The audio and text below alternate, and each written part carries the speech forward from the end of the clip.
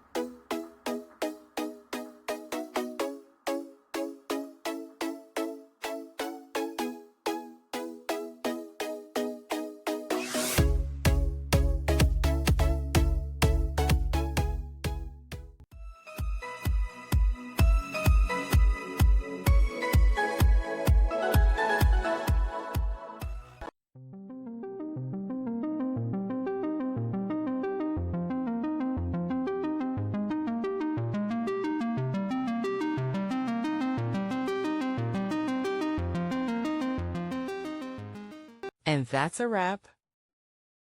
I hope you found the answer you were looking for. If you did, take a second to hit that subscribe button. It really helps out.